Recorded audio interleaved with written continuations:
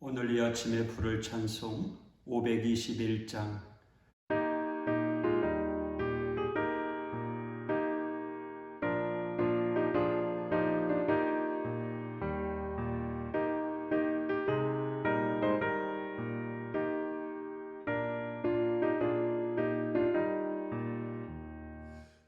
구원으로 인도하는 그분은 참 좋으며 생명으로 인도하는 그 길은 참 험하니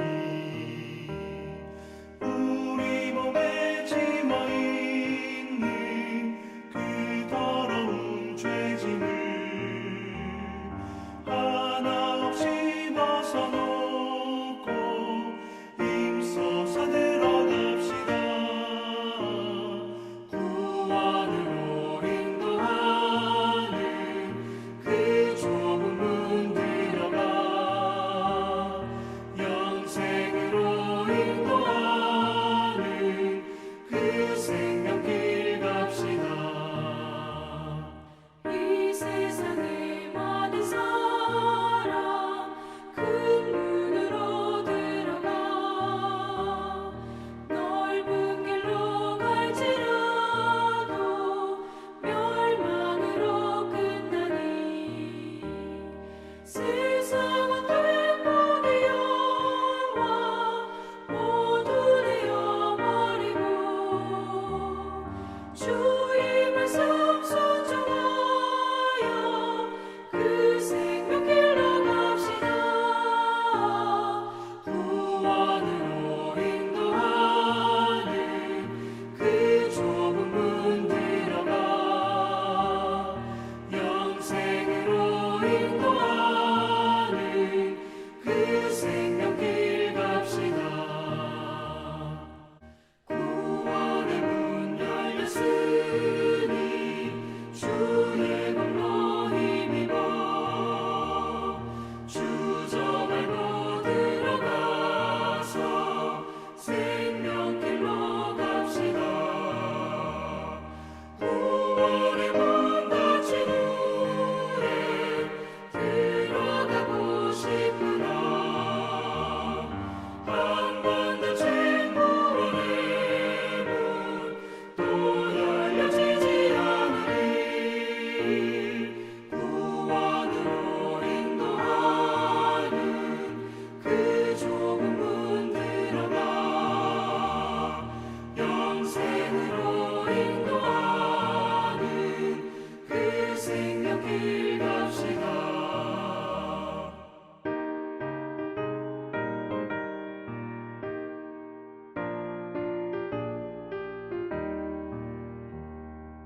스가랴 7장 1절에서 7절까지의 말씀. 다리오 왕 제4년 아홉째 달 곧 기슬레월 4일에 여호와의 말씀이 스가랴에게 임하니라. 그때 베델 사람이 사레셀과 레겜멜렉과 그의 부하들을 보내어 여호와께 은혜를 구하고 만군의 여호와의 전에 있는 제사장들과 선지자들에게 물어 이르되 내가 여러 해 동안 행한 대로 5월 중에 울며 근신하리이까 하매 만군의 여호와의 말씀이 내게 임하여 이르시되 온 땅의 백성과 제사장들에게 이르라. 너희가 70년 동안 다섯째 달과 일곱째 달에 금식하고 애통하였거니와 그 금식이 나를 위하여 한 것이냐? 너희가 먹고 마실 때에 그것은 너희를 위하여 먹고 너희를 위하여 마시는 것이 아니냐? 예루살렘과 사면 성읍에 백성이 평온히 거주하며 남방과 평원의 사람이 거주할 때에 여호와가 옛 선지자들을 통하여 외친 말씀이 있지 않으냐 하시니라. 아멘. 이 스가랴 1장에서 6장까지는 환상을 통해 스가랴에게 주신 말씀이고요. 오늘 이 7장부터는 이스라엘이 처한 현실, 즉 이스라엘과 주변 국가들이 지은 죄악, 그리고 거기에 따른 하나님의 심판, 또 회복의 말씀이 이어지고 있습니다.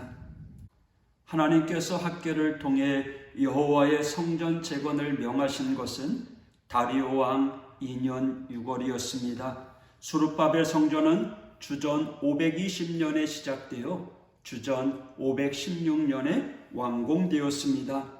성전 재건은 학개 선지자, 스가랴 선지자, 대제사장 여호수아 그리고 총독이었던 수룹바벨이 관여했지만 당시 총독이었던 이 수룹바벨이 실질적인 감독 책임자여서 그렇게 주도적인 역할을 했기에 수룹바벨 성전이라고 불리고 있습니다. 그러니까 이 스가랴가 하나님의 말씀을 받은 때는 아직 성전 재건 공사가 진행형 계속되고 있던 때였습니다.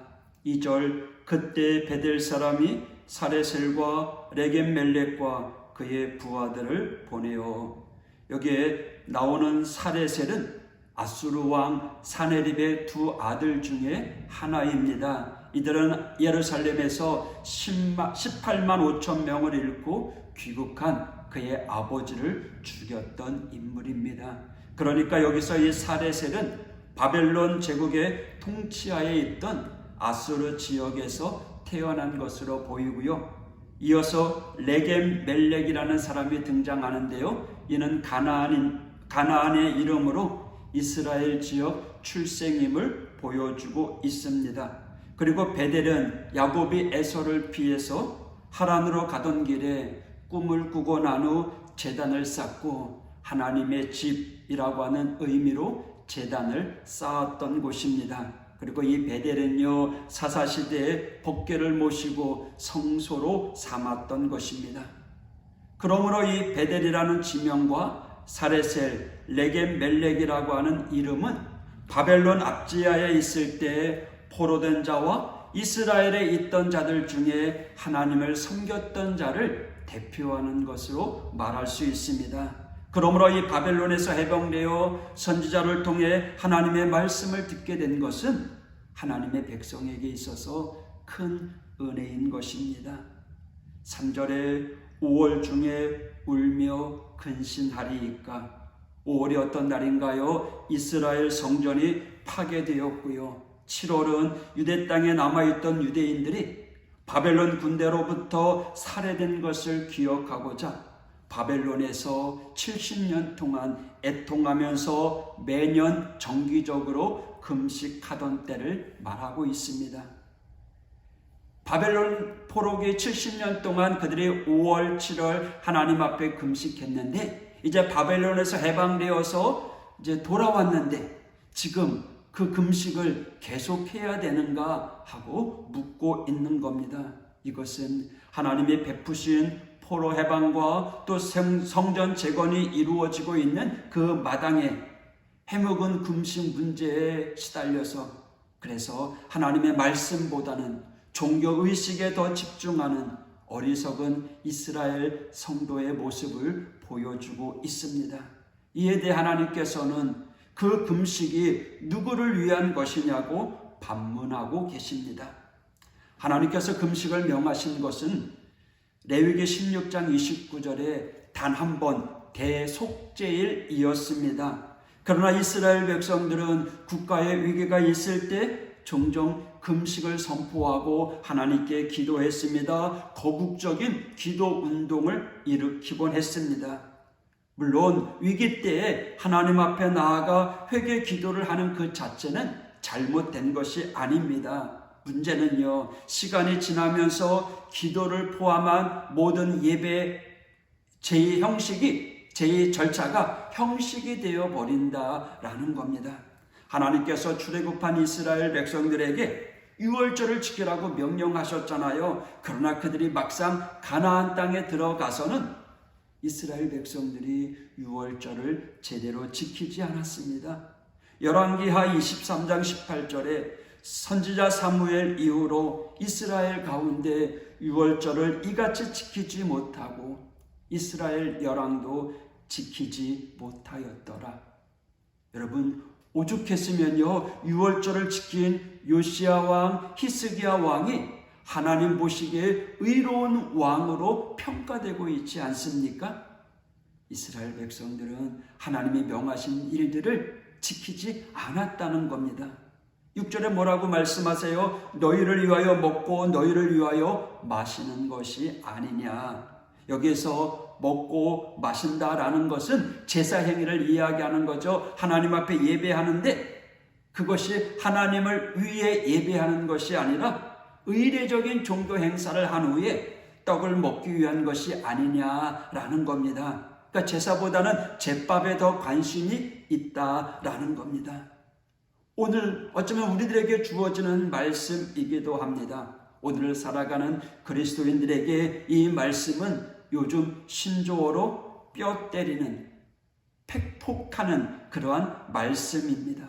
여러분, 하나님이 우리에게 주시는 이 말씀, 우리는요 열심히 예배하고 열심히 기도하고 찬양합니다. 그러나 우리의 기도의 목적이 이루어지면 사람들이 주님께 나오는 일을 등한시합니다. 갯벌에 물 빠지듯 이렇게 자기 편한 대로 신앙생활하는 일들이 참으로 많이 있습니다. 하나님께서 말합니다. 내 앞에 네가 왜 왔느냐? 잘 먹고 잘 살게 해달라고 하는 거 아니냐? 그렇다면 이방신들에게 나서지 않으면 무당 점쟁이들에게 나가는 것과 똑같지 않느냐? 무엇이 다르냐라고 묻고 계시는 겁니다. 여러분, 우리의 예배가 하나님 앞에 공로가 될 수 없습니다. 우리가 하는 신앙생활이 하나님 앞에 공로가 될 수 없습니다. 우리는 당연히 해야 될 일들이라는 거죠. 금식하고 예배하고 기도하고 찬양하고 하나님의 말씀대로 살아가는 것은 하나님의 자녀된 본분, 도리라는 겁니다. 여러분, 우리가 은밀한 중에 회개하고 통회하고 자복하면서 하나님을 의지하는 믿음의 성도가 되길 원합니다. 오늘도 전능하신 하나님께서 우리와 함께 계십니다. 바라기는 형식적인 무늬만 크리스찬이 아니라 늘 언제나 한결같은 신앙의 성도가 되길 원합니다. 오늘도 참된 회개로 온전히 예배하는 삶으로 나아가 어디에 있든지 하나님이 기뻐하는 믿음의 성도로 세워져가는 우리 모두가 되기를 축복합니다. 기도하겠습니다. 하나님 아버지, 오늘 하루도 우리에게 새 생명을 주시고 새 날을 주시니 참으로 감사를 드립니다. 이스라엘 백성들이 하나님 앞에 이제 금식을 금해도 되지 않겠습니까? 라고 하는 질문에 그 금식이 누구를 위한 거였더냐 책망하십니다. 주님, 우리의 신앙생활에 우리가 하나님을 바라보는 그 믿음이 행여나 나를 위한 것이고 또 내 개인적인 욕심에 의한 신앙이 되지 아니하도록 하나님 저희들을 붙잡아 주옵소서. 온전히 하나님의 영광을 위하여 오늘도 주님의 몸된 교회를 위하여 우리가 쓰여지고 또 뿌려지고 심겨지고 오늘도 땀 흘려지는 그런 헌신의 역사들로 가득하게 하여 주옵소서.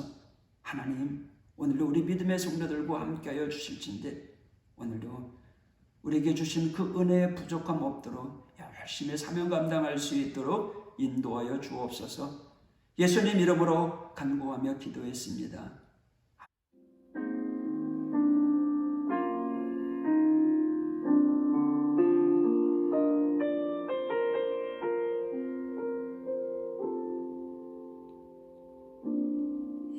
의지했던 모든 것 변해가고 억울한 마음은 커져가네. 부끄러운